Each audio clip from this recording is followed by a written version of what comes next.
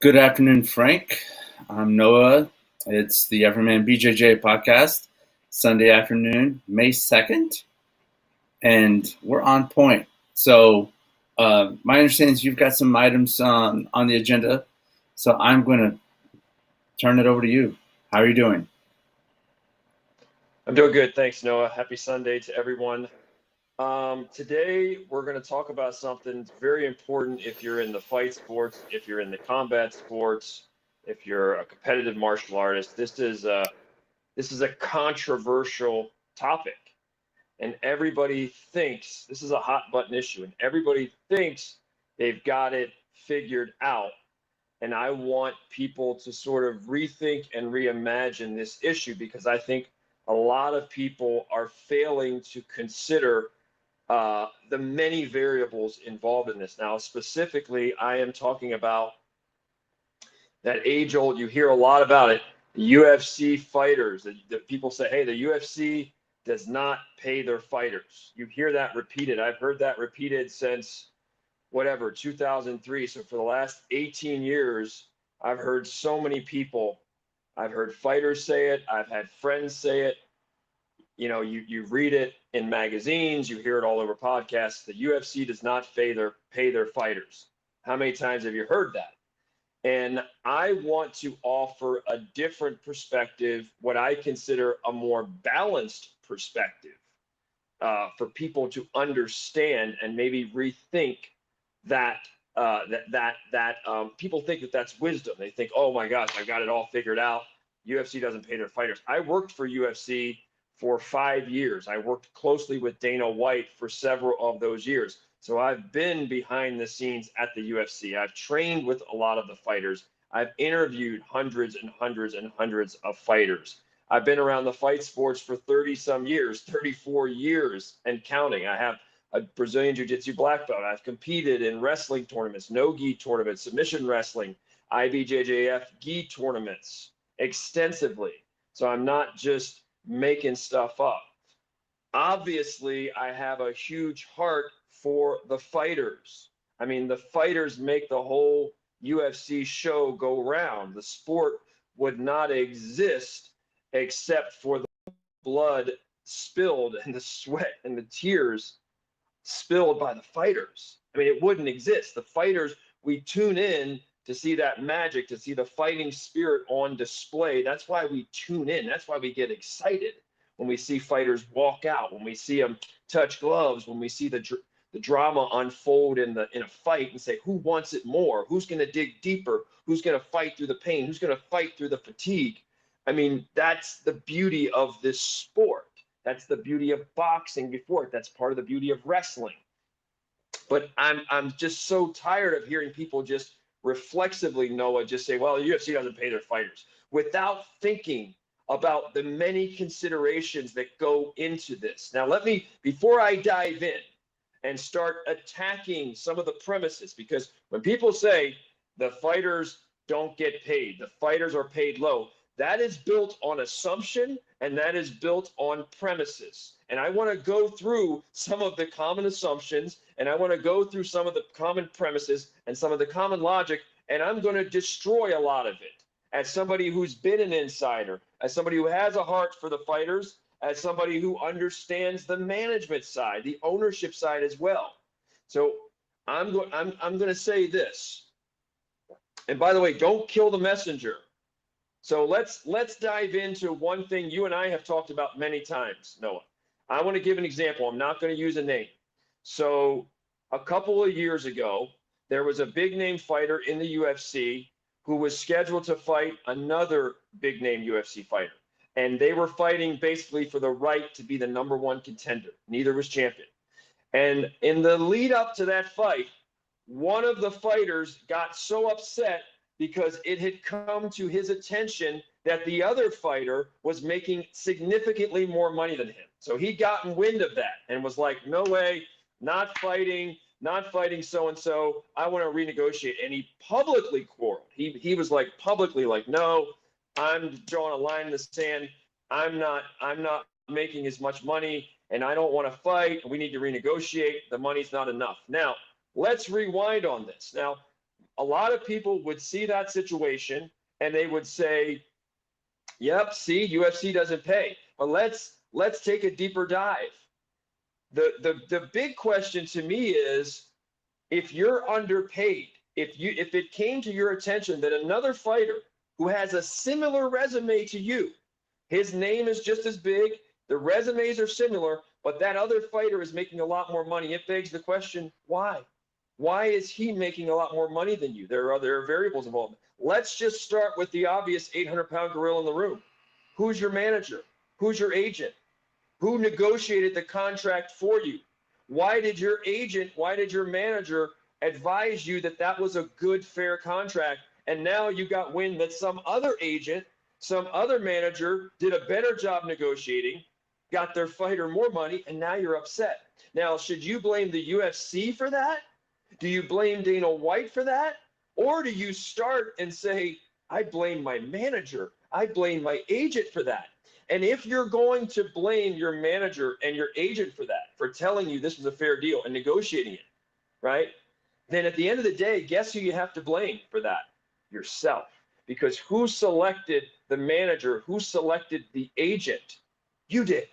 Your judgment, your decision making, that fighter chose that particular agent, that they trusted that particular manager. And so you can't, it's not even appropriate to just blame the manager or the agent.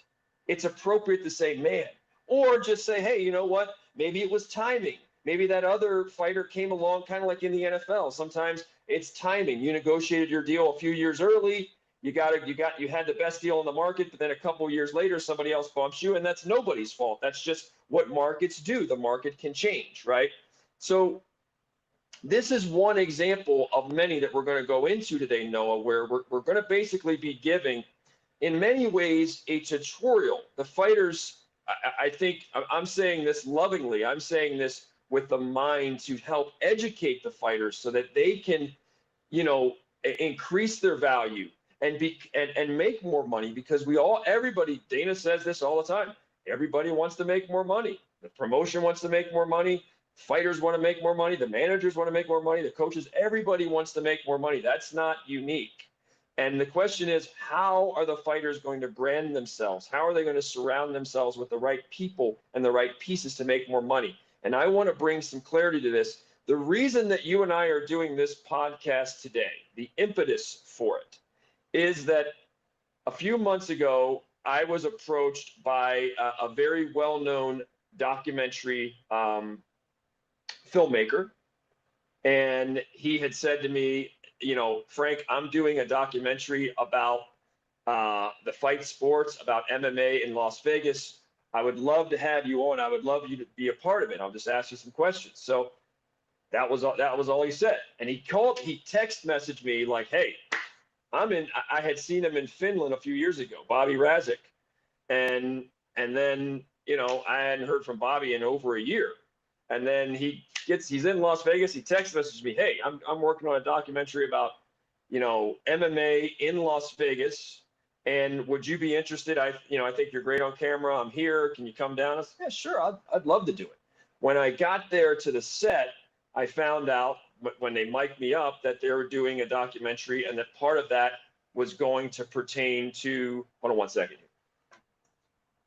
And that part of that would pertain to, there were a lot of questions about the UFC and Zuffa and how they did business. I did not know that when I first got to the set. So I kind of went in blind in that regard. I did not know that. I found that out as I was being mic'd up, like, oh my God, that's the angle that they have. And so I said to Bobby, Bobby, you know that I work, and Bobby Razik is a black belt. He's been around the fight sports for a long time too. He's a black belt under, I believe, Keegan Machado. And I said, Bobby, you know that I worked for UFC, and I specifically worked with Dana White, so I'm going to be biased, right? I'm going to have some good information. I think I've got some good perspective. I think I've got another viewpoint worth considering.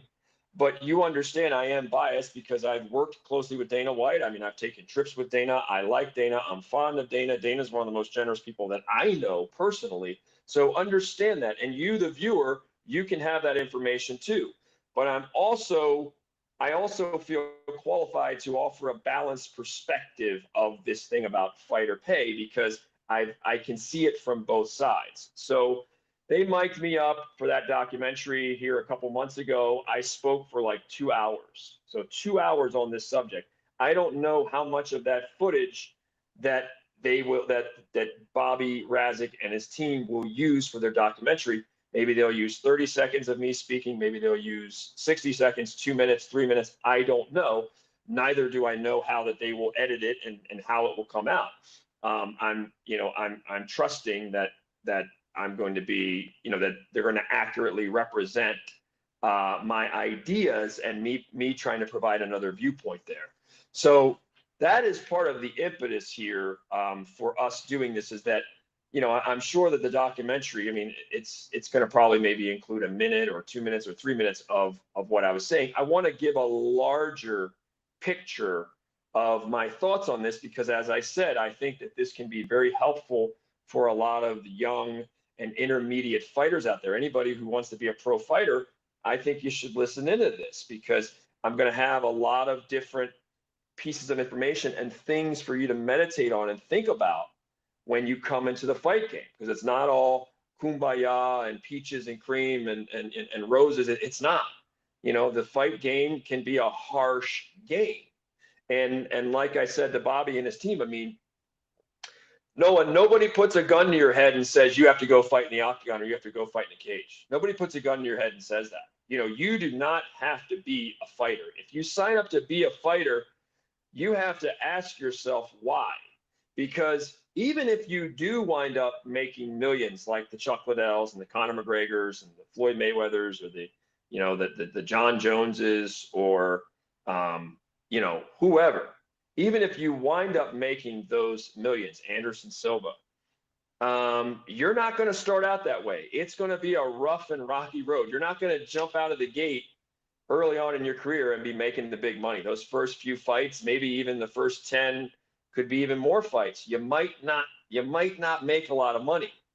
And so you have to really ask yourself, why are you doing this? Okay, that's very important. Make sure you know your why. I mean, I honestly think, and this is the thing, Noah, and I drew this comparison with Fiverr. Fiverr is the app out there, and if you go onto the Fiverr app, at the click of a button, you can find somebody to do blogging or professional writing or professional content. They can draw you a logo. They can make you a promo song for your video. They can do everything on Fiverr. And amazingly, they can write your story or your blog for $25. They'll give you a logo for $25. You can get pretty much just about anything on Fiverr for $25, $50.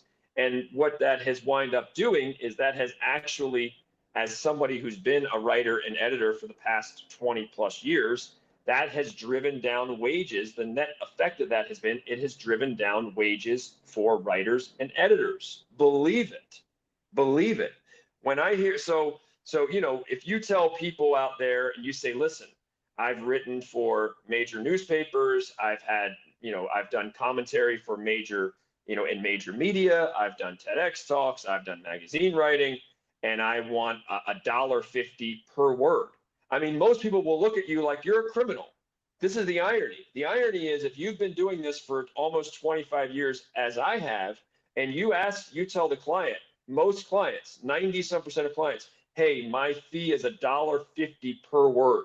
They look at you like you're a crook, like you're crazy, you're from another planet, you're going to rip me off because I can get it on Fiverr for 15 cents a word or 10 cents a word, right? So now you're a criminal. How about the irony of that? Now, am I going to go out on the street corner and wave a flag and say, hey, I'm being ripped off. The clients don't want to pay me. The wages are too cheap. Clients out there don't want to pay writers. How dare you, right? This is what I call the starving artist syndrome. The starving artist syndrome, the phrase I've used is good can starve. Good often starves. What do I mean? I mean, when you're an artist and you're a good painter and you're a good writer and you're a good editor and you're a good singer, guess what? There's still a good chance you're going to starve for periods of your life, meaning you're not going to make much money. You're going to have trouble paying the rent. If that's your primary form of income, you can expect to starve a lot or to have to wait tables or drive Uber or whatever. That's notorious, right? If you're an actor, there are certain professions where you can be good, and it's usually the artistic professions. And fighting is an art. It is the martial arts. And the arts are notorious for, hey, you will starve if you're trying to get a paycheck at your art, or you're going to starve for periods of time, a lot of time, long periods of time. You better be ready to wait tables, cut lawns, cut hair, drive Uber, whatever, right? Be a fitness trainer on the side in order to fuel your artistic ambition. And what happens and people that are artists, a lot of times what happens, they tap out, they quit.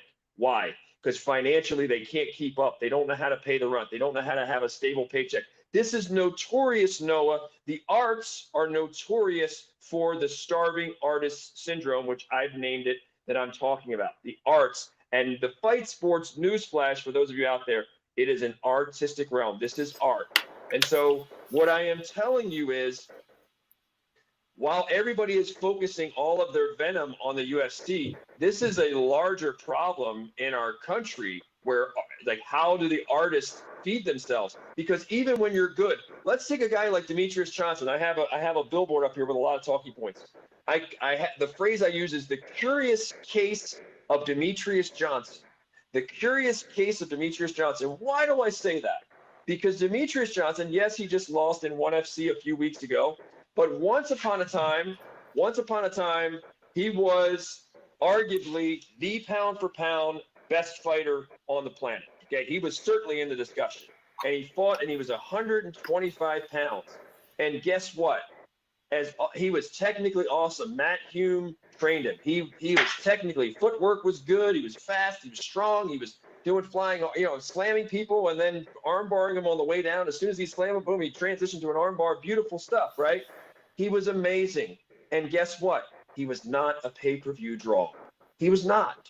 To the point where the UFC even let him go. I mean, unthinkable. They let one of their best fighters go, one of their all-time greatest go, while he was still in his prime, because I'm thinking as a smart guy, with a smart fight IQ, he wasn't that big of a pay-per-view draw. Now, do you think that Dana White and the UFC were like, we hope that Demetrius Johnson is just not a pay-per-view draw? No, they were hoping. We wish that more people would tune in to watch Demetrius Johnson. We wish we could all make more money and we could pay Demetrius Johnson more money. But the reality was the reason that Demetrius Johnson didn't make more money, what came first, the chicken or the egg? I'm telling you, based on my expertise, the reason Demetrius Johnson did not make more money with the UFC, and I love Demetrius Johnson, I have a good relationship with him, and I have a good relationship with Matt Hume. One of the smartest fight minds I've ever met, Matt Hume.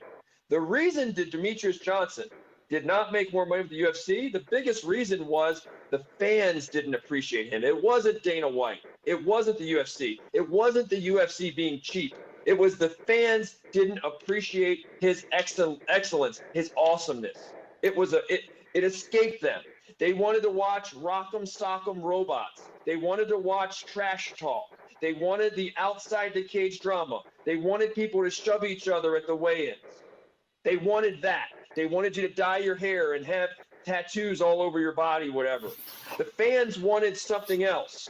That was not Dana White's fault. If Demetrius Johnson had been more appreciated, and he should have been, if the fight fans were smart enough to just appreciate, and I'm talking in general, if most fight fans were smart enough to just appreciate the pageantry, the martial arts ethos of Demetrius Johnson, the humility, his whole code, the beauty of his technical prowess, if they had been smart enough to appreciate that in mass, the mainstream, Demetrius Johnson would have been a way bigger pay-per-view star. And guess what? More people would have tuned into pay-per-view, the UFC would have made more money, and guess who else would have made more money? Demetrius Johnson. Demetrius Johnson would have made, and he deserved to make, let me make that clear. He deserved to make more money, just as many other fighters deserve to make more money. But part of the reason they're not making more money, sometimes it's the manager, sometimes it's their own agent that they picked, and sometimes it's that the fans simply don't appreciate that particular fighter. It's like it's a popularity contest. And that fighter might be one of the best in the world. Anderson Silva, Noah, for a long time, because he didn't speak English, or he didn't speak English very well, right? Even when Anderson was steamrolling people and lining them up and annihilating him, it took him a long time to get his props. It took him a long time, man. If he had the Conor McGregor kind of persona and charisma and spoke English and those antics, Anderson Silva would have made way more money 5 years sooner.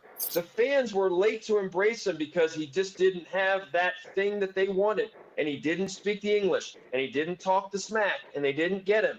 He just kept winning to the point where it's like, hey, the fans have to know his name at a certain point. Same thing for Khabib Nurmagomedov. Khabib Nurmagomedov, man, he went through the gauntlet to be the best, to get the big paydays. That was why. Part of that, a big part of that's the fans. The fans are like a Russian guy who didn't speak great English for a long time, who they didn't understand, who wasn't from their country. He just didn't have that it. Now, eventually, when I don't care who you are. So you got to understand that some of this falls at the feet of the fans. Yes, it does. When the fans flock to a fighter and they love that fighter so much and they tune in and they will pay, that fighter and that fighter's manager, your leverage goes up and you are going to make more money. And you have to scratch your head sometimes and say, man, what is it going to take for the fighters to appreciate some fighters who are just awesome, and yet they don't want to watch them, or they don't really care. They don't have that itness. We can sit here and debate why are people such suckers for the drama? Why can't we just watch a fight between two gentlemen or two gentlewomen? Why are we such suckers as fans that we want all this, the Jake Paul drama, and we want that? Why? Jake Paul's going to make more than probably the Paul brothers. One of them's getting ready to fight Floyd Mayweather in June, I think it is. One of them just beat Ben Askren. Those guys are going to make more money than probably, maybe any big name in MMA this year, not named Conor McGregor, because Conor's got his, he's got the proper 12 deals, and they just went, I think, public with that, and they made a lot of money out of that. But unless you're named Conor McGregor, I'm sure that the Paul brothers will be among the best paid. Is that Dana White and the UFC's fault, or that people love those kind of gimmicks? And look, I'm not saying the one Paul brother, whatever, Jake or whatever. I mean, the kid is a very promising young boxer. He's got hands. He's not a bum. I mean, the kid's got hands. He'd light up a lot of people. Unless you're an elite boxer, that guy's got hands. But he's still only like 3-0, right? 2-0, 3-0. So what I mean is the fight fans, though, are such suckers for the circus. And yes, really good fighters out there who deserve the attention, whether they're boxers or MMA, they just don't get it. And so we gotta also start asking ourselves as fight fans, why aren't we smarter?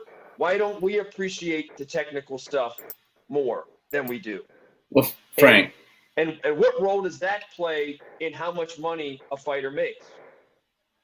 What role does that play in how much? Yeah, go ahead, Noah. Well, Frank, I'm going to play on another hashtag and just go hashtag not all fans. Okay. That's a play on not all men, referring to the Me Too movement. But not all fans are like, there's the hardcore fans, and then there's who train in jits, or pugilistics, and then there's they're a minority, and then there's the general audience. But let's just keep this back on the fighters. I want to keep the focus on the fighters here today, by saying that there's a dilemma with the fighters, and the dilemma that they face, among many, is the extrinsic versus intrinsic goals and source of their source of their fuel for their fire. And if you look like Conor McGregor, which is a lot of what he appears to be is extrinsically motivated. these extrinsic motivations of negotiating for money, or versus Thug Rose, she wasn't really seeking the extrinsic. She was an intrinsic motivated fighter, or she is. She's You're talking about purity versus profits, and it's right? a dilemma. It's a dilemma that fighters face. Conor McGregor would disagree with you, however. He would disagree with you. But Okay. okay, continue. Yeah, well, and we can parlay that. So fighters face, part of, what, I'm going to kick this back a couple levels and not just talk about, I'm going to throw something out there. Yoga is a martial art that you do unto yourself. Okay. It is a martial art. It's just you practice it on yourself. It is a very good practice. And, when you practice yoga, you think about all these holistic, very pure things. And, there's this mindset of like, oh, you want to go off into this metaphysical, this realm that is not based with both feet planted on solid ground, like having a checking account, staying in a budget, having to negotiate your salary, and sacrificing time on the mat for time at work, and other more mundane pursuits. But those mundane pursuits are part of what, those are things which support and fuel the purity aspect of it. So, it's okay to concern yourself with money. It's okay to, as part of you as a extreme ownership of your art, of your martial art. As part of that, your extreme ownership is to say, I do need to know how to negotiate my contract. I do need to let an agent for me that I hire perform actions that are good for me. But Well, it's I do need still to do a better job. Most of these guys, the agents, if you look at the quality of the agents and the managers in the UFC versus the NFL, NBA, NHL, it's a joke. I'm not saying all agents and all managers, but across the board, the level. I mean, if they had better agents and better managers, they would be getting the paychecks would be much higher. Just that, and the fighters have to, as part of their art, is to ground themselves in the mundane. You've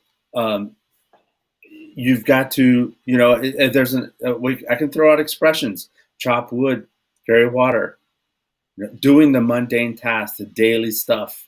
Part of that is part of being a martial artist, part of chasing that carrot that is at the top of the heap, is to know the business end of things, is to know how to work a spreadsheet, legal terminology, ask questions. And by the way, for the fighters out there, Noah is a guy that's looked at he's worked on Wall Street. He's worked for some very big firms. He's looked at some very big numbers on spreadsheets for some big companies. So this guy knows a lot about financials.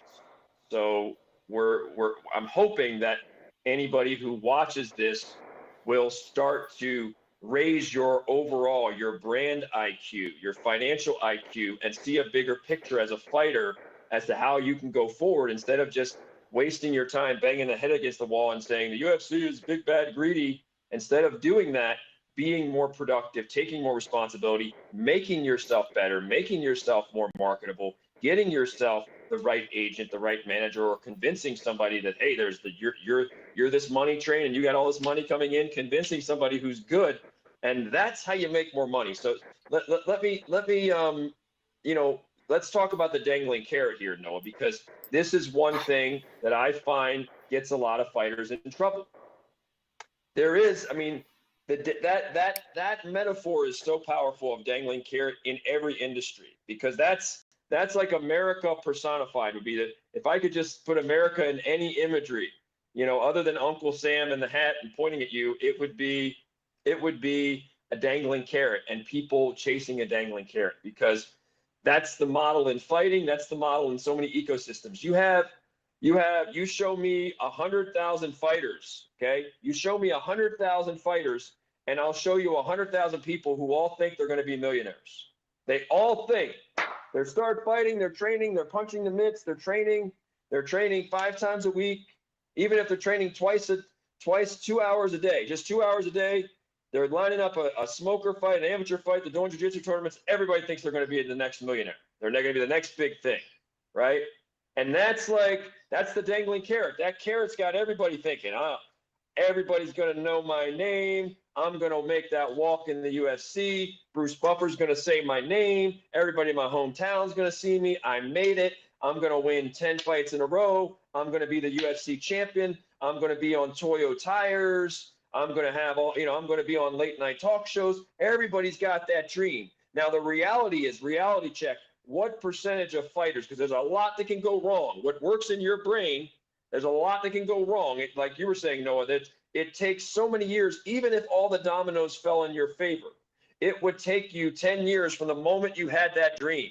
I'm going to be the champion. I'm going to make millions. The work it would take, the hours invested in the shadows, when there's no money coming in, when you're just running on purity, when you're just running on sweat, when you're just running on a dream, when you're just running and you're just fueled by the few people in the world on the planet that believe in you, when nobody else knows who you are and most of your friends think you're crazy. Most of your friends are like, what are you doing? Get a real job. You're going to get yourself hurt. And here you are running on fumes and running on, pennies and coins you got saved up and a few people who believe in you, and you're taking your butt to the gym and you got this dream. Well, in between you and that dream, even if you were one of the less than 1% that makes it, it's a lot that can go wrong, baby, on the way to that dream. It's a lot, from injuries to to heartbreaks to whatever, to you can't pay the rent, you get kicked out of your place, whatever. Everybody, all the people telling you you're crazy and stop doing it. I've seen a lot of people fall in love. They fall in love along the way and they lose their motivation. They want to sit at home and cuddle with their girlfriend or their boyfriend all the time instead of training. That's a real thing, by the way. I'm not making that up. I've seen that. I've seen very talented people be like, I'd rather go home and cuddle and watch Netflix with my girl than train, right? So there's a lot that can go wrong with it. That dangling carrot is very powerful. And the reality is, when you just look at the economics, the UFC is only, for all intents and purposes, the UFC is like an 18, 19-year-old sport, okay? Newsflash. I know they did the first one in 1990, whatever, 7 or whatever, Colorado, wherever it was, Wyoming, Colorado, wherever they did it. I think it was Colorado. I know they did it, but for all intents and purposes, under Zuffa, being what it is now, it's only like 18 years old, okay? Boxing, by comparison, as a sport, like since 1890, 1891. So boxing's got a 130-year head, 100 and some year head start. The NFL has been around for decades and decades. And NBA, all those leagues had time to grow up and figure it out.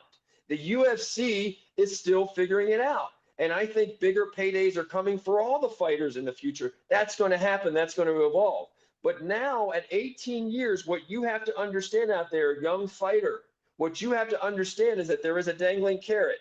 And your odds of getting to that dream and fulfilled in your mind, of where you're super well paid and you're a household name and you're making the walk and you're winning, racking up wins, and you're going to lunch with Dana White, your odds are like less than 1%. And if you really look at that, right, like I said, Noah, if people looked at statistics, hardly anybody would get married. Hardly anybody would open a restaurant. Like their small business would just fly off a cliff. Like if people just looked at like numbers, that's not the way the world works. The way the world works is we make emotional decisions. We follow our heart. We believe in our why. And I'm a fan of that.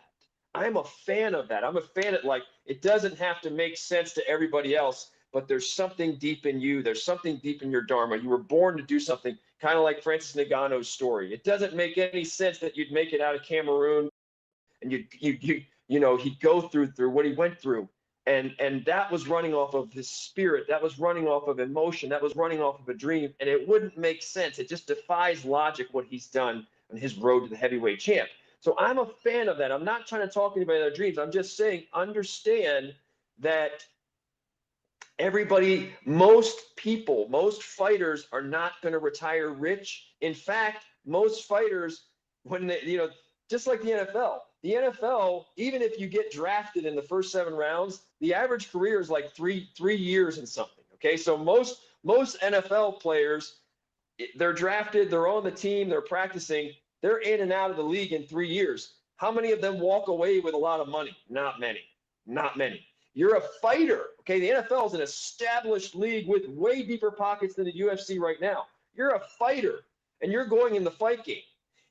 If you think that in 5 years or 10 years you're going to walk away with a lot of money, I would encourage you to rethink that assumption, rethink that premise. The odds are that if you're a fighter, when you walk away from the game, you're not going to have a lot of money. You're not going to have a big nest egg. You might have, if you were fighting mainly for the purity of it, if you were fighting because that's what you were born to do, you might have some great memories. You might have some great pictures. You might have some great photos, some great photographic memories of you and your coaches. You might become a great coach yourself. But if you're banking on, I want to make a lot of money, I want this to make financial sense, then you probably, when we're done the show, should email Noah. I think it's, Noah, you should get Noah's email and email him and ask him about investment banking or, whatever, stock invest. You should go to get an MBA somewhere. You should do something different that's got a higher percentage financial yield. If you are going into the fight game, and again, I hope you make a lot of money. I hope you're the outlier. I hope the fighters make more money. But if you were going into it thinking that, and there's 100,000 of you, my God, we're going to have a lot of sad stories. I'm just telling you, there are easier ways in the United States of America. People are dying to come to this country, even with all of the things people are complaining about and everything we do have a lot of systems here that need to be fixed. We need to make a lot of improvements in our country. We have a lot of work to do. We do. But even with that, most people in the world, if you ask them, you can go anywhere other than your country, they're gonna want to come to the United States, and there's a reason for that. There's opportunity here. And your best opportunity to make a lot of money in America is not in the fight business. Newsflash for you. It is not.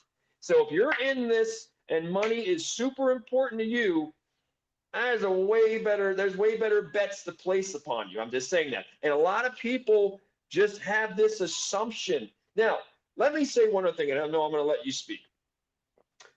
If you are the kind of fighter, if you're that good, okay, you're something special. You're like Conor McGregor. You can pick the rounds. You don't just, like he said, I don't just beat him, I pick the round, If you can pick the rounds, Muhammad Ali used to do that. Babe Ruth used to call shots. If you're that good, you can pick the rounds you're going to beat other elite fighters. You're that good. People just, people can't get enough of you. They love watching you in front of a microphone, right? They love following you on Instagram. If you're that magnetic, you're that good of a fighter, and your personality, whatever it is you represent, people love that so much. And you can keep winning at the rate of Anderson Silva or, even Demetrius Johnson, who wasn't appreciated by the fans. It wasn't the UFC. It was the fans that didn't appreciate him. But if you could win at the rate of a GSP or an Anderson Silva or a John Jones or, even a Chuck Liddell in his prime, and you can win Vitor Belfort. These are people that won year after year after year. They kept winning a lot of fights. They didn't win every fight, but every year they would win a lot of fights. They stayed relevant for 10 years, 12 years, 13 years, 15 years. If you're that good, then you're probably going to make quite a bit of money. You might not be as rich as you think you should be. You might still be disgruntled, but you're probably going to make a lot of money. And then the question is going to be, you're going to get paid. You're going to even force Dana White to open up that pocketbook and say, you got to pay me, because at some point, even like a Khabib Nurmagomedov wasn't a household name, wasn't a pay-per-view draw until he just kept winning and lining them up. And eventually people are like, well, I got to start paying attention to this guy. This guy's really interesting. There's something more to him. So You can make people pay attention by lining them up and beating them. Israel Adesanya is doing that now too. Israel Adesanya, Noah, he's not like of his own. He's an amazing fighter. He's very gifted, but he's not like he's not a pay-per-view draw commensurate with his skill. He should be a bigger pay-per-view draw, but people just aren't as enamored with him as they are with some other fighters. It's not fair if he keeps winning and lining them up at 185, or if he had won the title at 205. At some point, he's going to make a lot of money because he's just going to keep winning. And so then it becomes a question, if you're that good and you can stick around for a long time and you keep beating almost everybody UFC puts in front of you, you're going to get paid. And then it just becomes a question of who have you surrounded yourself with, your financial money managers, and how smart are you with your money? Are you going to blow your money? You're going to be smart with your money. How smart are you with the sponsorship side of it, where I'm sure a guy like Khabib's making a lot in sponsorships. I'm sure GSP, even in retirement, is making a crazy amount of money in sponsorships, right? With his brand, just the whole GSP brand. So these are just things to think about. I got a lot more, but I want to let you get some comments in. Thanks, Frank. Let me just say that I enjoy listening and observing and learning and you, the things that you say. I'm sitting back and just enjoying just the power of your observation and your ability to bring things and present things in such a coherent manner. And that you weren't born like that. That's something that you've taken time to practice and build up, okay? And I want to say that because that's something that you've practiced for a very long time. You've practiced for a long time speaking and writing and getting clarity of thought. You have a bachelor's in philosophy, if I'm not mistaken. I do, and we're going to get some master's and a PhD degree at some point here too. So that's in the works. I'm looking forward to it. But I want to say that that takes time, okay? And it does. I also lose money, by the way. By the way, on my dream for master's and PhD short term, I'm going to lose a lot of money, but it's for the purity. So keep going. And the financial is a piece of it, but there's a lot of purity driving that. I'm going to put out a lot of money to make that dream happen. That's the way life goes. Okay, keep going, Noah. Thank you. All right, you're welcome. It takes a long time to get good at something. It does. And when I started in college after the Marine Corps, I went to college. When I was in the service, I got some college in, and I got basically a master's level degree. The number of hours you have to have for CPA is not just it doesn't cut it with just a bachelor's degree. You've got to have like an extra year or so of additional coursework. And nowadays, basically you need a master's degree to become a licensed CPA. But what I'm saying is, it took me 4 years to do that. And then I worked in public accounting, so started in 99, another 4 years, okay, in public accounting. Then I went over in investment banking. And I worked in investment banking about 7, 8, 9, in different aspects. But anyways, I've had 25 years of working as a financial due diligence officer, trained in financial forensics, accounting, law, fraud, criminal. And you had years where you didn't make much money, I'm assuming. Many. It's just spent toiling away, studying, learning stuff. Did you blame the whole industry? Did you blame the whole industry for you for some of those years where you didn't make much money, even though you were grinding and training and perfecting your craft? No, and I want to say that, when I back in college, something, I heard a sociologist. I was sitting in an intro sociology freshman level course, and a sociology professor stood up and said, I know all of you think you're exceptional. I know all of you do. And in some ways you are, because you're the 1% of the 1% on this planet already, because you're sitting in an undergraduate level education, which, that is a 1%er of the planet. For you to have an undergraduate education, you're a 1%er, okay? But I want to say here's where I'm going with this. So it took me all those years, okay?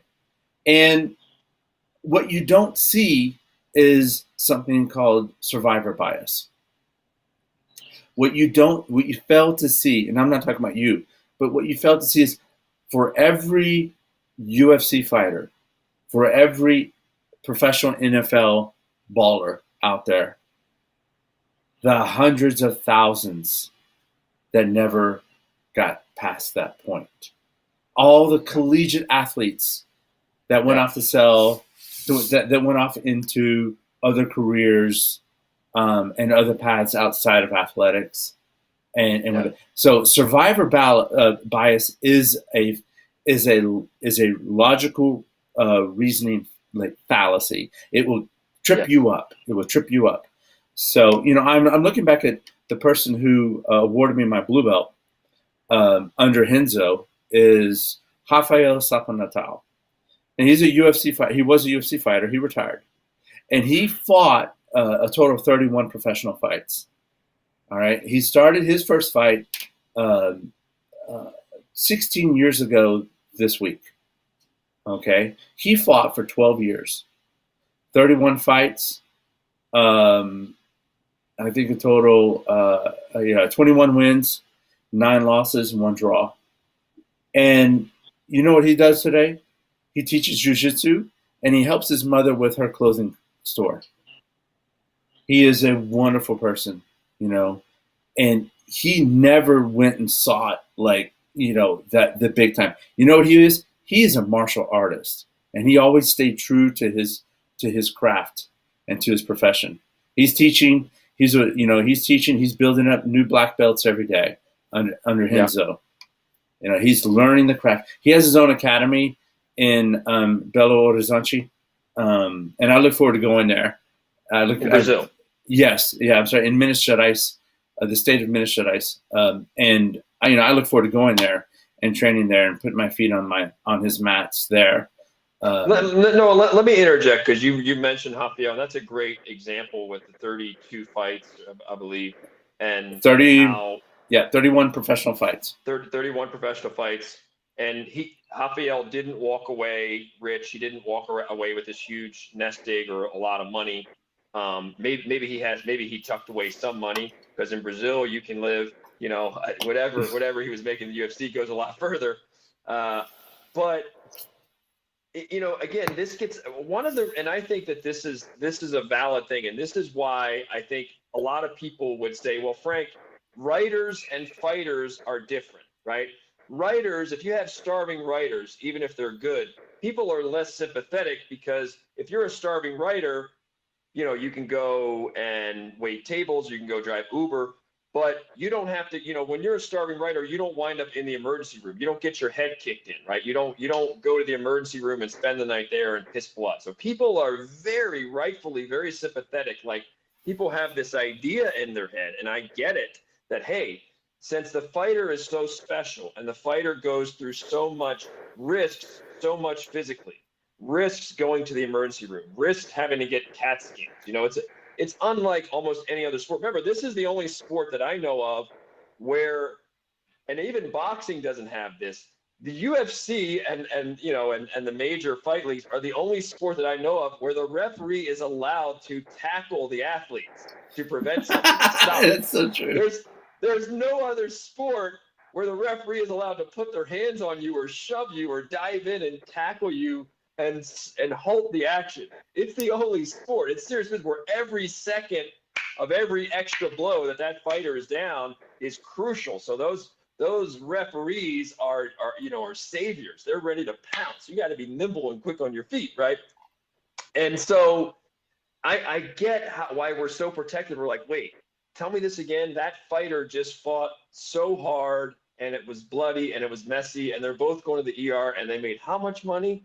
Like, I get that. It's a normal human reaction to be like, wow, like, I would think that someone who goes through that much abuse would make a lot more money. Now, they can be, in the UFC in particular, they can be bonus. We don't know how much extra money.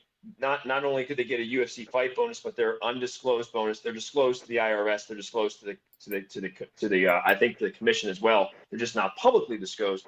But some fighters can and have made a lot more money than the money that's just reflected in what's reported to the Nevada Athletic Commission, right? So, and that's happened quite a bit. In the UFC, but I understand people saying like, man, like we just have this notion like, okay, how is it that someone in the NBA, not picking on the NBA, but you've got like, you can go right now, wherever you are at home, you can Google some of the NBA players that most people don't even know, and they're going to make 80, this is not made up, 80, 90, 100 million, and most people, even most NBA fans, probably don't know who they are or much about them. Okay, they're going to make 80, 90, 100 million for being an average NBA ball player. There's quite a bit of that, right? So you're like, well, wait, this fighter is risking so much, and there's so much valor and fighting spirit and risk and physical courage on the line.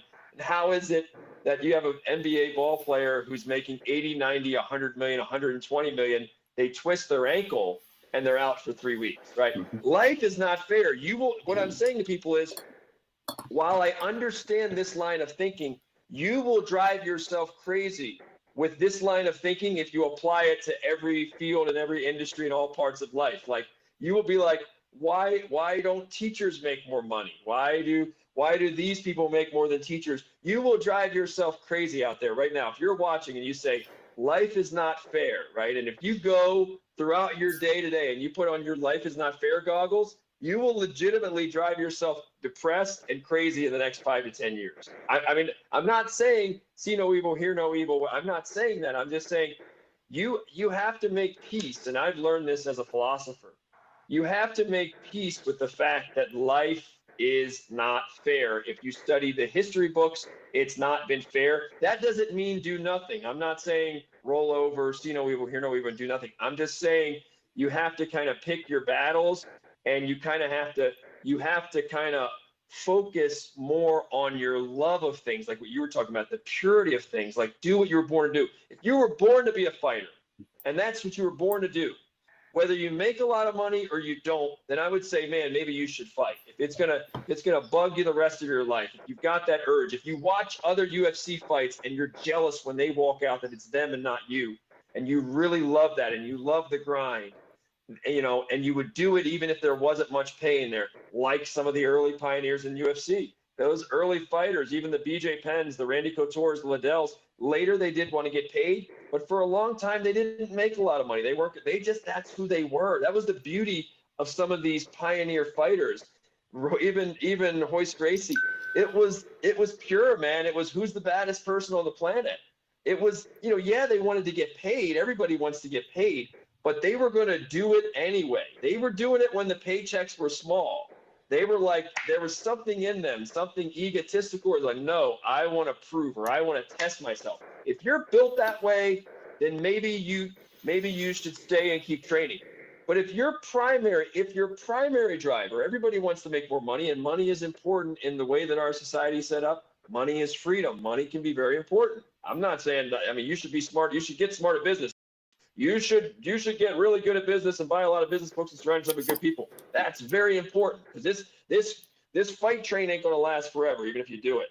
But what I'm saying is your primary motivation, from what I've seen, should not be the money. It really shouldn't be. It should be secondary. It's very important. But your primary should be, I'm just kind of built this way. I was just born this way. I love to compete. I love to test myself. You know, maybe I've seen a lot fighters that are jealous if somebody else is considered the big man or the special thing or the champion. Some of them just, it's hard for them to hint, no, I want to take them. I want to crack at them. So, you know, I understand that fighting is a brutal business, but you're going to drive yourself crazy with life is fair. I think fighters should be the highest paid athletes out there. I think so, but we're not the most mature sport. We don't have the most fans right now. There's a lot of factors that have to happen. We don't have the best agents. The UFC pay-per-views don't justify paying the athletes what athletes are making in general in the NFL, NBA. Their revenues are not on par with NBA, and I mean, they're just not. I mean, so you can't. The UFC is a very young sport, and it had a model that worked for it. Now it's transitioning. They just went. It's interesting. We're having this conversation though when they just went public. Endeavor just went public. I think the initial public offering, the last I saw was something like 610 million. they had raised in the first day or something. Maybe it's more than that now. But let me say this about the UFC too, okay? And they're definitely not, nobody's perfect, no business, no company. And I'm sure there's some things that Dana White would take back and do different now than he did before. But the one thing I always said about the UFC, the check always clears. When the UFC cuts you a check, the check always clears. And let me tell you, as a fight game veteran, and I've worked with different promotions, and I'm aware of different promotions. I've seen a lot in this game. There are a lot of stories out there in boxing and in MMA, a lot of horror stories about fighters where the check bounced, or when the check didn't bounce, the fighter was told, hey, on this date, May, whatever, you're going to have a fight. And then 3 or 4 weeks before that, the promotion folds. They don't even have a fight. Now you train for 2 months, 2.5 months, and now the event's done. It's scratched. They ran out of money, or they weren't serious. There are tons of horror stories. The UFC, if they tell you they're going to pay you X, they do it. Okay? And the reality is, Noah, you and I were talking about this yesterday. One of the biggest problems that fighters face in their bid to make more money, because everybody wants to make more money, NBA, every athlete, every person, right? We all want to. One of the biggest things the fighters face is cannibalization. It's the same thing I was talking about with writers and editors and freelance writers and almost any artistic profession. There are so many writers out there that will do it cheaper than me, even if it's not the quality. The customer doesn't, in general, most customers don't appreciate quality. They look at the sticker price. That's all they want to hear. Can you write my blog for $100? That's all they care about. They don't care about, you're going to give me the greatest blog in the world for $750 or $500. It's 75. Can you do it for 75? Can you do it for 50? That's all. Most people do not have any idea of quality. And so that drives wages down. And writing and editing and freelance writing, that drives wages down a lot, because there's such a long line of writers and editors that will do it cheap. And that's what the client wants, by and large. And fighting has the same problem. There's such a long line of fighters that are like, that it would just mean the world to them to make that walk into the octagon, to get their hands taped, to get the camera on them, to be on the ESPN prelims, the pay-per-view prelims, to have their hometown, their mom, dad, tune in, watch the fight, and look at them and say, hey, I made it. I'm not that loser kid. I know I didn't get good grades, but I made it. I wasn't crazy.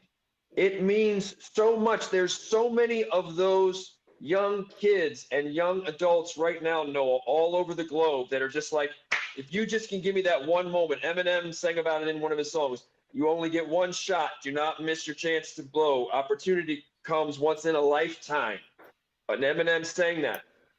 You better lose yourself in the moment. That's it.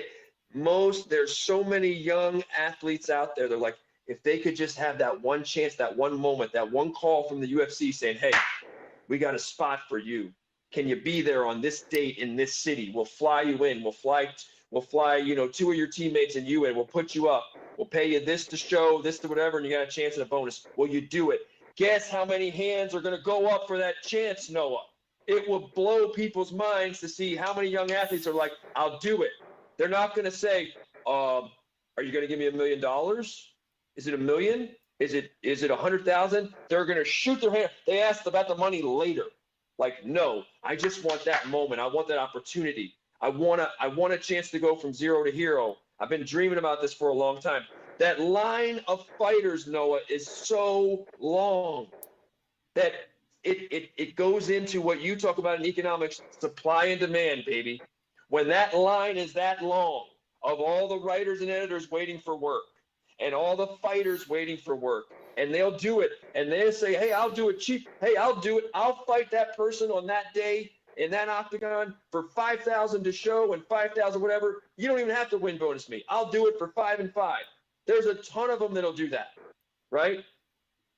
Is that the UFC's fault? Name me a company that's going to overpay. economics 101, sound economic. It's unfortunate, but companies, you're not going to overpay. I have been around a long time, and I rarely ever see companies overpay. And when I do see companies overpay, they're usually on track to go out of business.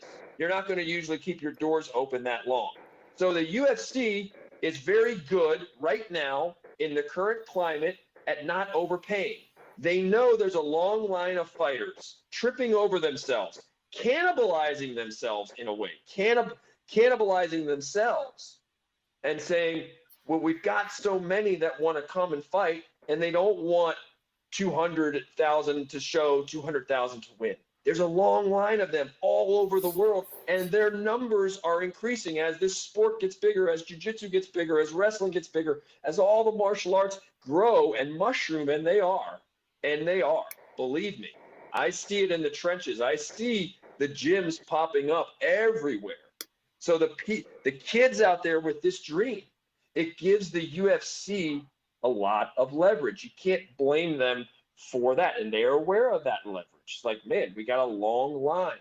So now this is a discussion we have to basically put, as I was telling Bobby Razek and his documentary team, instead of taking aim at the UFC like they're doing, you almost should just do a documentary on American capitalism, because American capitalism has the good, it has some bad, and it has some ugly. You will hear people in this country, some very smart people, however, argue, okay, it has good, bad, and ugly, but show me a better system with all of its flaws, with all of its warts, with all of its blemishes, all of its inequity.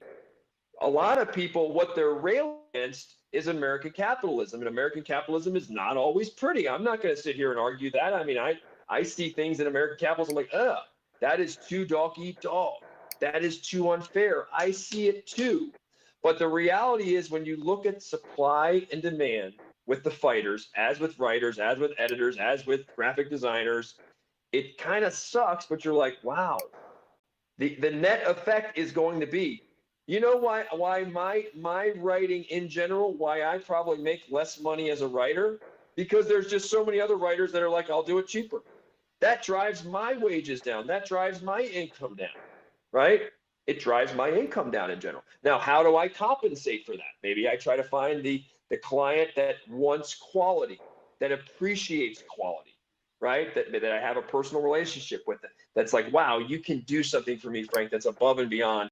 There's a big difference between what you do and what they do. They're cookie cutter solutions. So I'm going to hire you, and I've got the money to do it, right? That's the way that I've chosen to treat that. But I'm just saying, so these are things that fighters have to ask themselves. And the other thing is, let's imagine, hypothetically, Noah, if the fighters were to say, you know what would it take for the fighters to make the UFC pay them more? Okay. What would it take? Let's approach that fundamental question. What would it take for the fighters to say, hey, UFC, we all want to be paid more? Okay, I already said one of those solutions will be, I think that will naturally and organically happen over time, by the way, as the sport matures more and there's more money and the sport keeps growing. I think that that's coming anyway. Another solution would be better managers and agents. I'm not taking aim at all managers and agents. There are some good ones out there in the sport. They're just not a dime a dozen. They're not. There's probably more agents and managers than really good ones. Okay, so better managers and agents, better representation would equal better paydays, because like the NFL and the NBA, they even have higher standards a lot of times for you to be you've got to register with the leagues, and you've got to have, most of the NFL and NBA agents and the big professional sports, you've got to have some serious credentials usually to be an agent, to be a licensed agent. So that will come. But one of the other things that would have to happen in general, I mean, let's imagine a striking or a union scenario, okay, that hasn't happened yet in fighting. And there's nothing to stop. I'm not encouraging this, by the way, and I'm not endorsing this, but there is nothing to stop fighters, okay? The UFC at one time had like 500 fighters on the roster. It's probably less now with COVID, okay? But at one point they had like 500 or so fighters under contract. Now it's probably less COVID. But let's just use that number, hypothetical number 500. if you had 500 fighters under contract who just decided to basically unionize and say, you know what, we're going to use our collective power and we all want more money and we want these conditions, whatever. There's nothing to stop the fighters. That is within their legal right and their constitutional right to do that. And that's happened in other leagues. There's nothing to prevent that. The one I would speculate, and I think I'm right, I would conjecture that the biggest problem for the fighters in that scenario would not come from the UFC. It would come from the fighters themselves. Their biggest obstacle has been and would be to convince the 30 or 40 highest paid fighters, the champions, the former champions, the number one contenders, the fighters who've been around for 8, 9, 10, 11, 12 years, who are well paid, you know, who probably always want more money, but they are well compensated. They're winning. They're on that. They're part of that 1% where the dangling carrot, they made the climb. They paid their dues. Life is good. You know, they're smart with their money. They have sponsorships. The challenge for, hypothetically, if there ever was a unionization of the fighters, the challenge is, how do you convince those big names, the big pay-per-view needle movers, right? The needle movers, the ones that really bring in most of the buck, most of the money. The UFC knows who they are, and you're a needle mover, and you consistently do it, you're gonna make a lot more money. I can guarantee you that, because they know who you are. They're looking for them at all times. So the challenge for the fighters would be, how do you get those 30, 35, 40 needle movers, the big names, onto your side? And I'm just going to speculate, but I'm going to say that that's going to be very difficult and it's highly unlikely to happen. And if it was going to happen, I think it would have already happened. It's highly unlikely because why would those fighters shoot themselves in the foot? Why would you? You're making out. You're on the winning side of it now.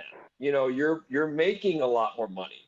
Why would you just halt the action and strike for a year, 2 years, 3 years, whatever, however long, and not have paydays? Now that tactic, if fighters could convince some of those really big names to come over to their side, you know, that's a tactic that if you're the UFC, you have to be afraid of that because that could really hurt your income. That could hurt your revenues, right? If you just take away your 20, 30, 35 biggest names, biggest draws, it's like, well, wow, what would that do to your pay-per-view model and your income and your revenue? I mean, it probably hurts you quite a bit, right?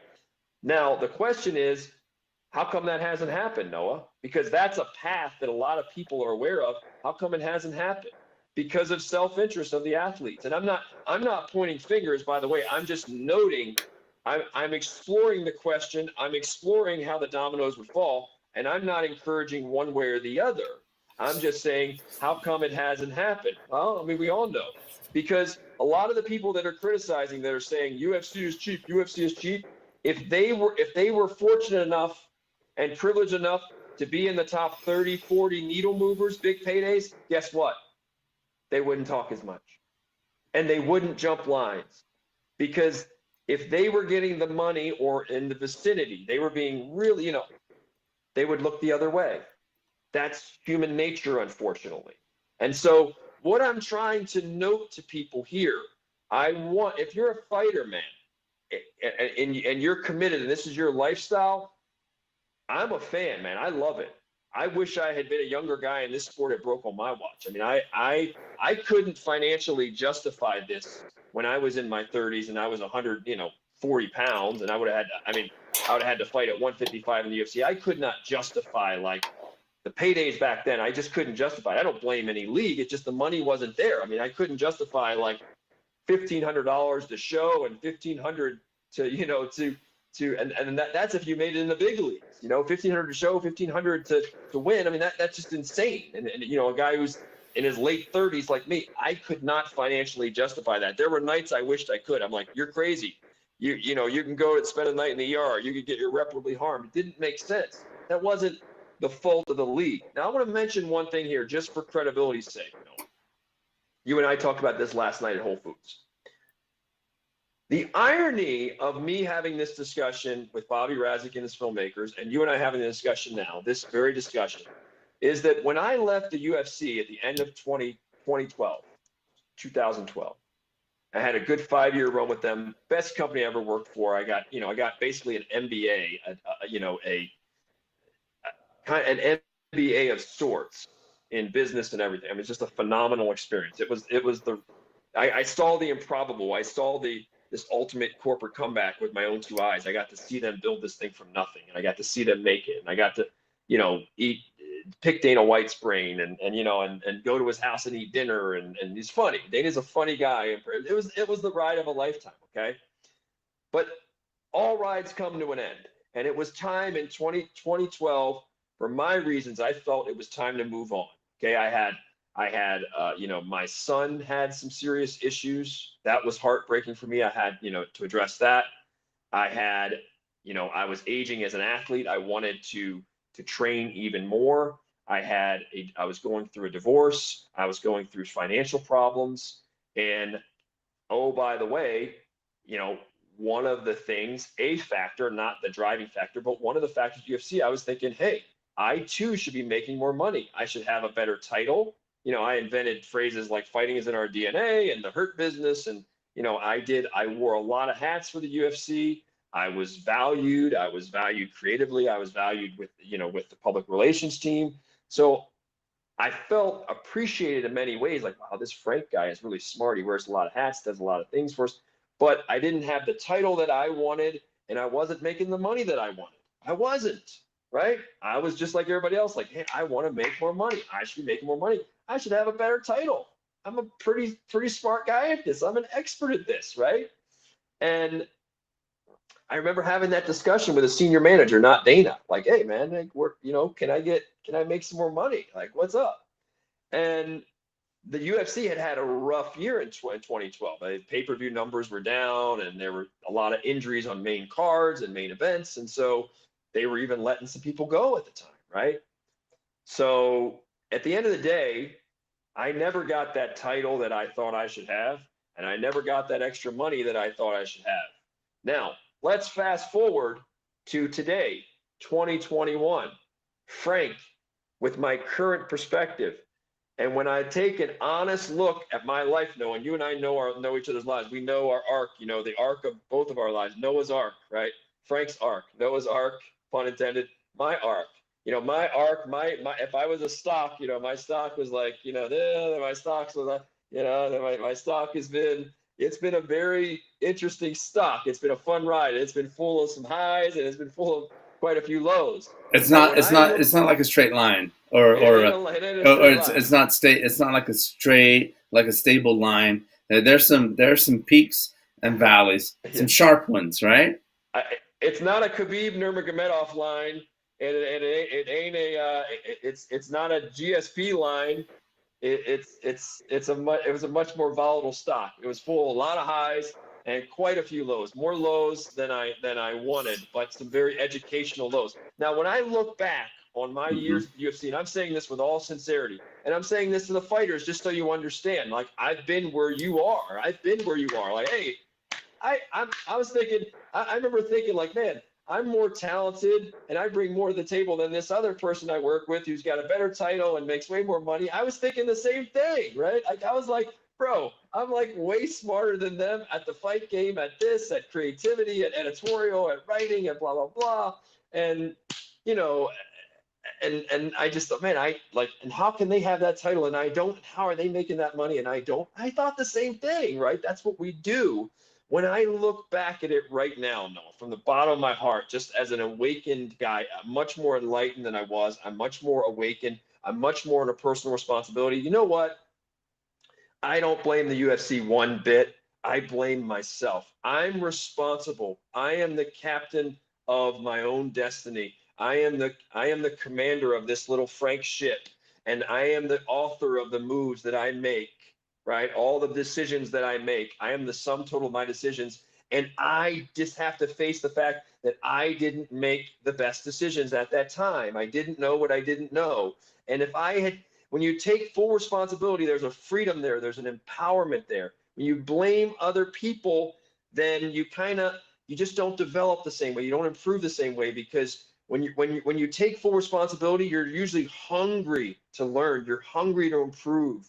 You're honest with yourself. You're radically honest. You're radically transparent. When I look, I'm like, Frank, you know, you were a super talented guy back during your days at UFC, but there were still some things, there are some things and, you know, some decisions and the order of doing things and some patience that you didn't have. And you were distracted. And life was hard, you know, with everything going on with your son and your divorce. And, you know, that's my responsibility to manage that, to navigate that. It wasn't, can't blame the UFC gave me an opportunity. They paid me what they said they were going to pay me. It was a fun ride. It was a great adventure. And now looking back at it, I'm like, I'm not going to sit here. I've never once publicly complained about what the UFC paid me, and I'm not going to sit here and do it now. It's my responsibility. How much money I'm making in the United States of America, where there is opportunity, that is my responsibility. The only thing I feel toward the UFC is gratitude.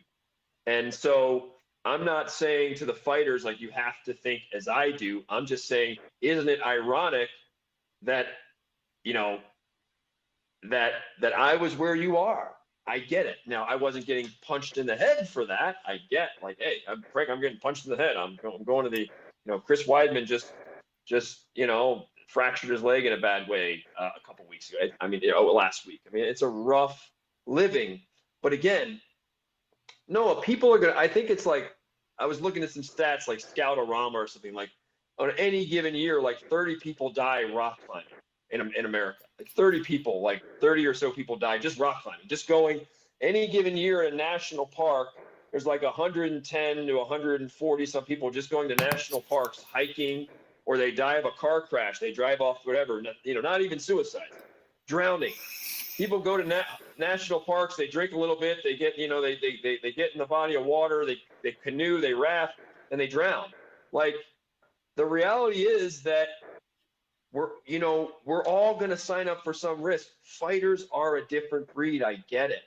They sign up for a degree of risk or a degree of physical valor. It's like, oh my goodness, like, it's just not many people built like that. And maybe in an alternative fair universe that doesn't actually exist, fighters would be the highest paid athletes in the world. I'd be for that. I would be for that. Fighters be the highest paid athletes in the world. Actually, in boxing, if you look at the highest paid athlete in the world, for years it was Floyd Mayweather. There's a different model, and he was a unicorn, right? That was a different model. He squeezed out the promoters and everything. But, you know, but in general, fighting is not. It is getting more popular, but it is still not. It needs time to catch up with the soccers, the NFLs, the NBAs, the NHLs. It will probably get there. I hope one day in my lifetime, fighters are the highest paid athletes in the world. But just to sit here and to blame the UFC and continue with the stereotypes, like, wait, instead of just sitting here and just saying that UFC doesn't pay their fighters, what I'm saying to you is do something about it. Take control of your career. Do your part. Surround yourself with great managers and trainers. Make yourself more marketable. Know who you are. Get yourself a business education. Maybe even have a plan B if you're in America. Like, think it through. Think through your motives. Maybe fighting's not for you. Maybe you're not in this for the right reasons. Maybe you're delusional and you think that you're going to be a millionaire when the reality is there's a 99% chance you're not going to be. Like, just look at your own life and take responsibility for where you are, instead of just sitting back and blaming, oh, the big bad greedy whoever, which I think lets a lot of people off the hook for their bad decisions. When we do that, we you know, we need to be responsible for, hey, why did I hire this manager or this agent? You know, I remember thinking with the managers and agents, I remember when hardly any of them ever brought any sponsorships to the fighters. And you were thinking, wait, like, how come your manager and your agent doesn't have any sponsor? If you're that marketable, how come they're not bringing any sponsorships to you? That could be a lot of money. And they're not bringing any sponsorships to you, right? Well, they want to blame the finger. It's like, well, that's your manager and your agent's job. Like, your sponsorships is not, in general, it's not the UFC's job. Now, I know that there's prohibitions as to what you can wear in the cage and whatever, but the other thing is, if you don't like the way someone's doing something, and this is America, if you don't like the way they're doing it, do what everyone else is doing. create your own business, create your own brand, start your own promotion, start your own app. This is America. You don't like the way someone's doing, you don't like the deodorant, go make your own deodorant. You don't like the way razors are too expensive, right? Remember razors, Dollar Razor Club, whatever.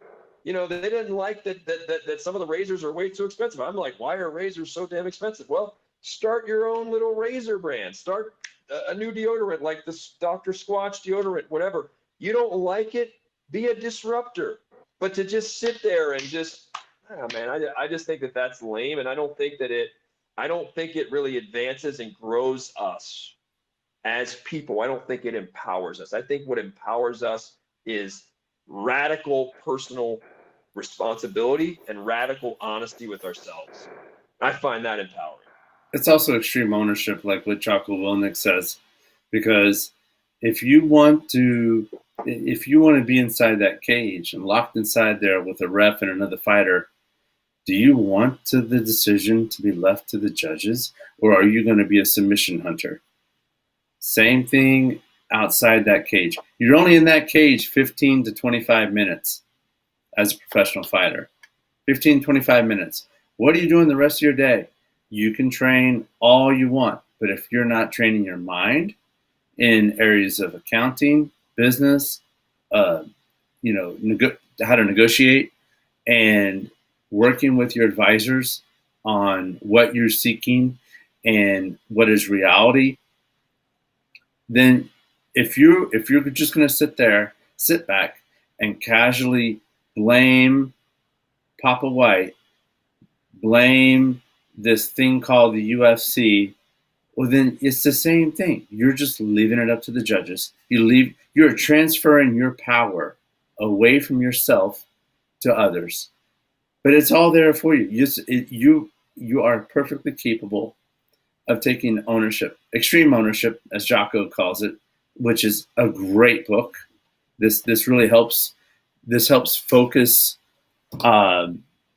This helps focus, a lot of the underlying material for this subject of taking power, your personal power over the situation. And look at the guys who did make a lot. They made a lot and they squander it. And then what? You didn't have the right people around you. Even if you make it to the top of the heap, look at some of the big names in NFL who squandered it all and found themselves penniless. They're dead after a few years because they got themselves strung out on bad relationship, drugs. Mike Tyson is very special. He's very special because he survived. He survived that crazy rocket trip up that he did, fall to the earth, go through, spending time in prison, even during his career, but outside of that, relationships bust, heavy debts, and he come back. You don't see Mike Tyson hanging out with boxing promoters nowadays. You do see Mike Tyson hanging out with Dana White, and he goes to the shows. Why? If Dana was such a bad person and terrible human, Mike Tyson knows a thing or two about fight promotion and dirty promotion. Mike Tyson has seen it all, baby. If he thought, oh my God, you just are terrible. He's up close to it. I think what Mike Tyson sees is, by comparison, oh my God, they're trying to do it better than boxing did it. I think that that's what he sees. I can't speak. I think that that's what he sees. I don't think he would just be cool with it. He loves UFC. He loves professional fighters league, because I think he sees there is more respect for the fighters. There is. And again, I have tremendous respect. Dude, no athletes risk it and train harder. Nobody trains harder and risks physical valor and bravery more than fighters. I'm cool. Hallelujah. The day we see where fighters are the highest paid athletes on the planet. I mean, the MMA, great.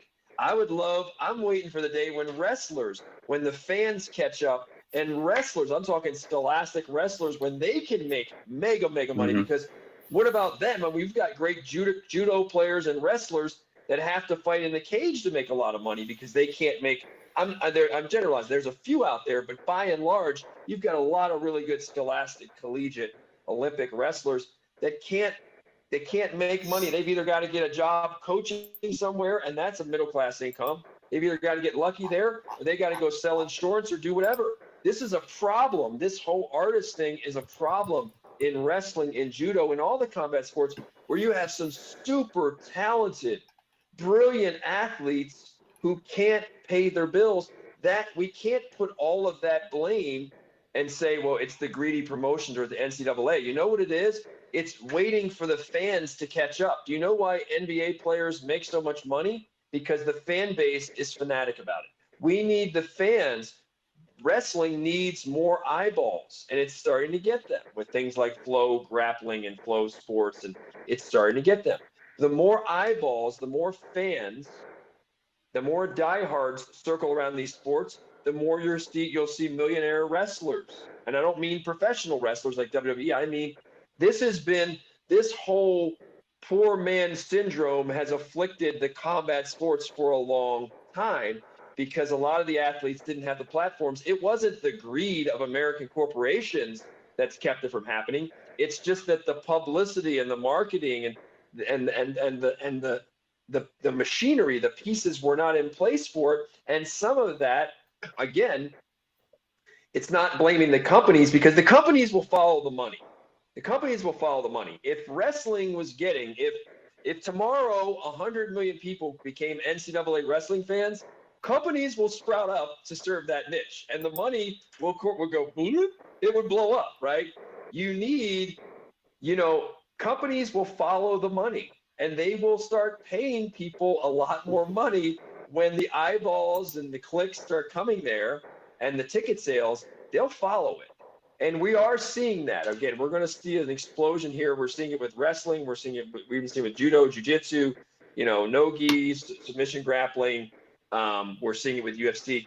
The money, and I guess the good news for everybody out there is the money is coming. It's going to come. It's coming in bigger masses than it was. This is a good time. Let's not lose sight of the fact that these sports are growing, and people thought we were crazy years ago, and they're growing, and there's tons of podcasts now, and there's tons of promotions. This is all growing. Don't lose sight, like you said, that survivor bias. Let's not lose sight of the fact that things are going pretty good for us as combat sports collectively. There's tremendous growth. There's a lot of great things happening out there, and more money is coming for everybody, whether you be a promoter, whether you sell T-shirts or you sell gis, or you're the UFC or you're a fighter. More and more money and opportunities are coming, okay? But what I'm saying is we need to understand all these variables, and instead of just pointing fingers reflexively all the time at companies, taking a look at ourselves, our own power, our own responsibility, our own chance to improve every day, and saying, okay, I'm going to make myself more marketable, or I'm just not going to be a fighter because I'm not even built that way.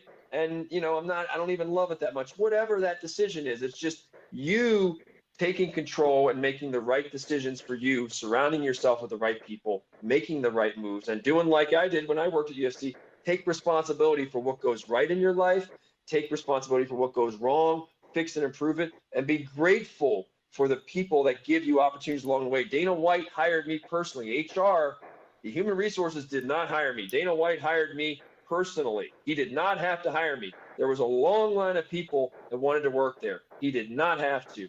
I'm always grateful for that. Most generous person I've ever met, as generous as anyone I've met.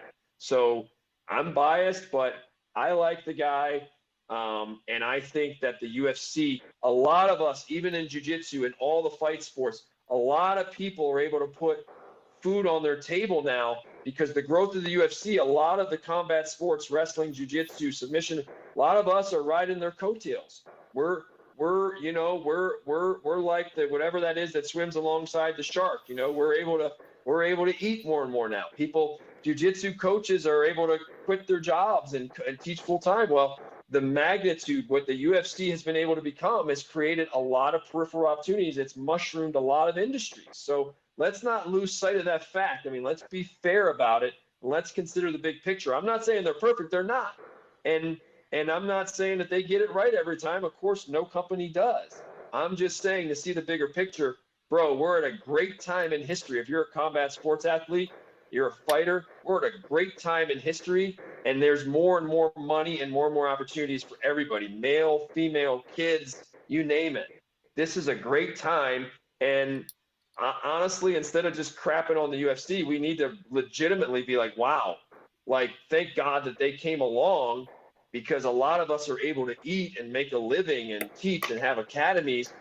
This stuff wasn't around years ago. And you're kidding yourself if you think that there'd be all these jiu-jitsu schools if the UFC never existed. You're kidding yourselves. You wouldn't.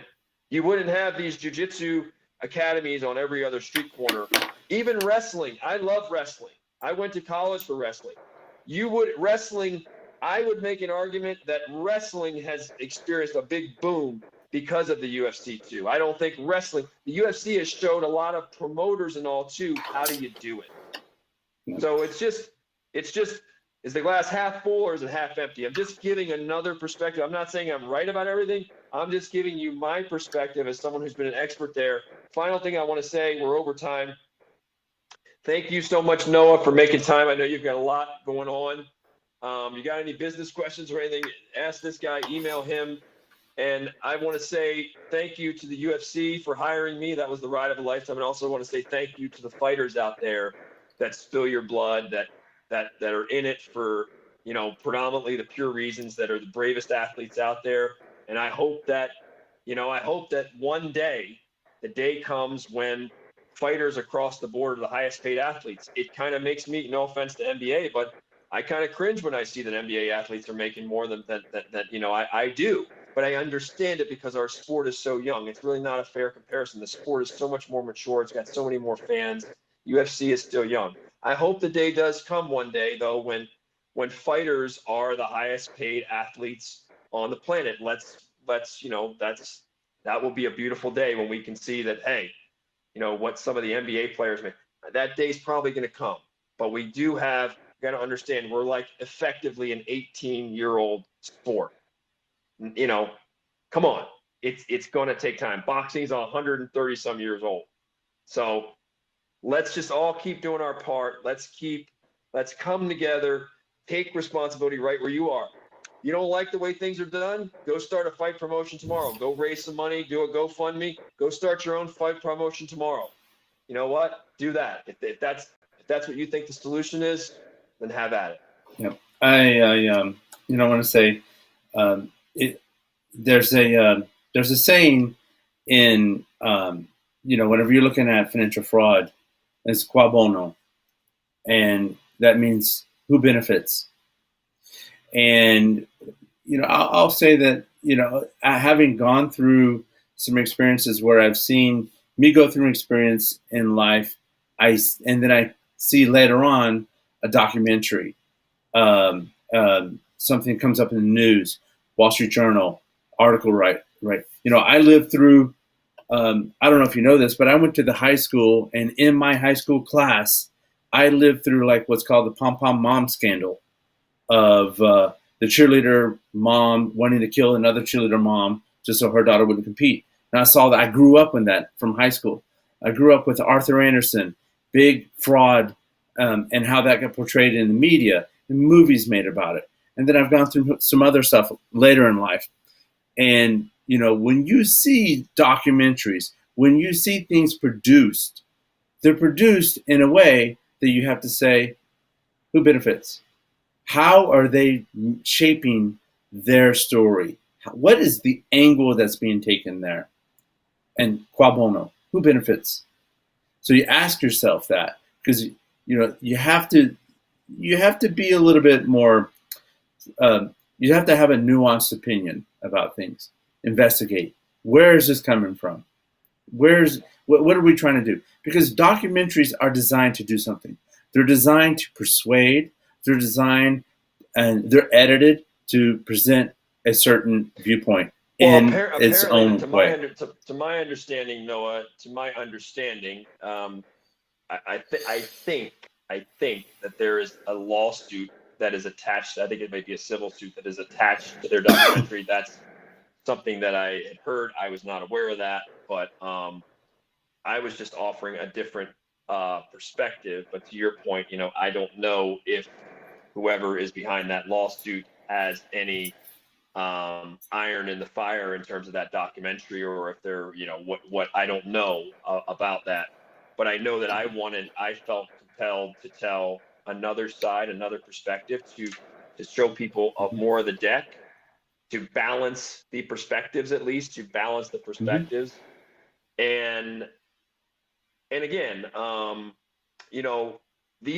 let's be honest, if it wasn't for the UFC, however they've done business, most of the opportunities are out there for a lot of the fighters and all of us, they wouldn't exist. It wouldn't exist. Yep. If I want to open a jiu-jitsu academy somewhere, most of this wouldn't exist. And if it did exist, there wouldn't be much of a market for it. They really, so it's like, I'm not saying they're perfect. No one is. There are no saints in big business. I haven't met any saints yet. I'm just saying that when people look at this, we have to look at the total picture of everything. It's kind of like, I always say, when you go into the safari, the Serengeti jungle, and if you see a lion, you look in the distance and the lion is there, and the lion is preying on a gazelle, and you see the lion is looking at the gazelle, and you're like, wow, that lion is eyeing up that gazelle. And then, you're just watching and you're like, oh my God, and part of you is like rooting for the gazelle. The lion bolts and gives chase for the gazelle, and part of you, just as a human, is like, you're rooting for the prey. You're like, wow, I hope that innocent little gazelle can get away from that lion. Hopefully the gazelle, and then the lion, pounces and catches the gazelle, and then snatches the gazelle, by the neck, and is dragging him and kills him, and then, takes the gazelle back, and the little lion cubs eat. And part of you, for a lot of humans, if they were to watch that, I dare say that a lot of humans would be like, oh my God, that was gross, that was disgusting. There'd be some people who'd be like, wow, that was amazing, or whatever. But most people would sympathize with the gazelle, like, wow, that poor innocent gazelle, that didn't have to happen. But it's more complicated than that, because that's the way that some laws of nature have kind of arranged it that way. So if you just start going through nature and you start saying everything that you think is a predator, right? We say, this is a predator, this company is a predator, this lion is a predator. Let's just go through the world and let's say predator, predator, predator, predator, predator. Let's just rid the world of predators, right? We could do that. It seems like as humans, we're like, well, wait, predators are bad, predators are bad. But then it begs the question, well, why did whatever natural design, however nature or the universe or cosmic intelligence or God, whatever, however it designed this, why did it design this a certain way where there's predators and prey, and and when you understand more of the variables, I think in some ways, the more you understand more of the variables, the more a lot of people might become more sympathetic to the lion sometimes. Be like, well, wait, the lion's got to eat. You could say, well, the lion should be eating plants, but the lion's urges is not to eat plants, right? He's a doesn't carnivore. exist. It's not a vegetarian. Hey, he's got the canine teeth for a reason, whatever. I think. Right. Well, this discussion, it could be broken up in parts, and I'm sure we're going to pick it up. But you do have to sit back and look at it does take a sense of maturity, where you sit back and go, oh, that's just one component or opportunity to the UFC and its model. And by then, got time for that. So Frank, I appreciate your time today, man. That was a great topic. Buddy, everybody out there, take care. Hey, fighters, good luck to you. You guys are the bravest of the brave, and it's an amazing sport, and I love watching it. So I'm saying all this lovingly, and I hope that something we said today resonates, makes you rethink and reimagine, and just get out there and become a better version of yourself. So absolutely. If you want to get a hold of us, we do have Twitter and Instagram. We don't use much Instagram yet. Everyman BJJ at gmail.com. Easy to get a hold of us. Hit us. We're listening. I appreciate it. All right, Frank, take care. I'll see you next next Bye, Sunday. Noah.